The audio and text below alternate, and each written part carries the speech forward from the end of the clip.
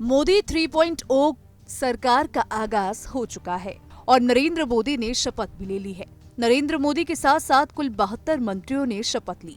शपथ लेने के बाद पीएम नरेंद्र मोदी ने पदभार ग्रहण कर लिया। वहीं मंत्रियों के विभागों का भी बंटवारा हो गया। लेकिन क्या आप जानते हैं कि कैबिनेट के मंत्रियों की सैलरी कितनी होती है और इन्हें क्या क्या फैसिलिटीज दी जाती है? नहीं पता? तो चलिए इस वीडियो में आपको विस्तार से बताते हैं।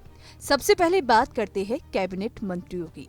भारत के केंद्रीय मंत्रिमंडल में 3 तरह के मंत्री बनाए जाते हैं। इनमें कैबिनेट मंत्री, राज्य मंत्री, स्वतंत्र प्रभार और राज्य मंत्री शामिल होते हैं। ये सभी मंत्रिमंडल का वो हिस्सा होते हैं जिन पर अपने अपने मंत्रालय का नेतृत्व करने का जिम्मा होता है। किसी भी मंत्रालय में पहले नंबर पर कैबिनेट मंत्री आते हैं जो अपने मंत्रालय के कामकाज की अगुवाई करते हैं और सीधे प्रधानमंत्री को रिपोर्ट करते हैं। ये कैबिनेट मिनिस्टर्स की बैठक में शामिल होते हैं। वहीं इन कैबिनेट मंत्रियों की मदद के लिए हर मिनिस्ट्री में राज्य मंत्री तैनात किए जाते हैं। राज्य मंत्री सीधे कैबिनेट मंत्रियों को रिपोर्ट करते हैं।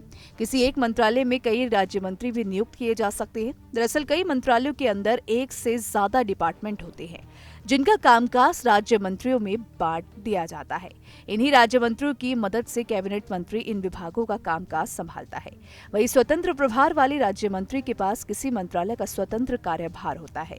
उसके कंधों पर ही आवंटित मंत्रालय और विभाग की जिम्मेदारी होती है और ये सीधे प्रधानमंत्री को रिपोर्ट करते हैं। हालांकि आमतौर पर ये मंत्री कैबिनेट की बैठक में शामिल नहीं हो सकते। मंत्री बनने के साथ ही इन सभी मंत्रियों को दिल्ली में बंगला और सहायक से लेकर अन्य सुविधाएं और वेतन भत्ते मिलने लगेंगे। मंत्रियों के निजी सहायक दिए जाएंगे, जो जरूरी नहीं कि सरकारी अधिकारी या कर्मचारी ही हों। मंत्री अपनी इच्छा से निजी सहायक नियुक्त कर सकते हैं। इसके अलावा सरकारी अधिकारी और कर्मचारी तो इनकी मदद के लिए होते ही हैं। इनकी कोठियों की देखभाल का जिम्मा भी सरकारी खर्च पर उठाया जाता है।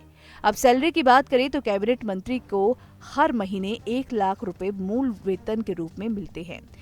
इसके साथ ही सांसदों की तरह निर्वाचन क्षेत्र भत्ता 70,000 रुपए मिलता है। कार्यालय के लिए भी हर महीने 60,000 रुपए मिलते हैं। इसके अलावा सत्कार भत्ता के रूप में 2,000 रुपए दिए जाते हैं। राज्य मंत्रियों को भी ये सब मिलता है। बस सत्कार भत्ता के रूप में इनको 1,000 रुपए प्रतिदिन मिलते हैं। अगर कोई डिप्टी मंत्री बनाया जाता है तो उसको सत्कार भत्ता के रूप में 600 रुपए प्रतिदिन के हिसाब से दिए जाते हैं।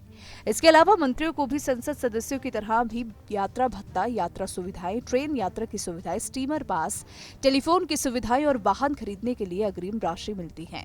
मान लीजिए कि कोई लोकसभा अपने कार्यकाल से पहले ही भंग हो जाती है तो भी इसके सदस्य नई लोकसभा के गठन तक टेलीफोन कॉल, बिजली और पानी की यूनिट का इस्तेमाल कर सकते हैं। कोई सदस्य अगली लोकसभा चुनाव में फिर से जीत जाता है तो पिछले साल के कोटे से ज्यादा इस्तेमाल की गई टेलीफोन कॉल और बिजली पानी की यूनिटों का समायोजन कर सकता है। साथ ही साथ मंत्रियों को भी किसी पूर्व सांसद की तरह ही मासिक पेंशन मिलती है।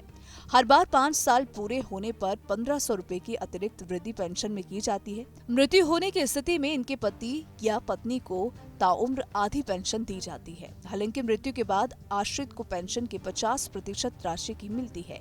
मंत्रियों को सांसदों की ही तरह ट्रेन के एसी फर्स्ट क्लास में चाहे जितनी यात्राओं की छूट होती है। हालांकि साथ में कोई सहायक या पत्नी हो तो सेकंड एसी में यात्रा की छूट मिलती है।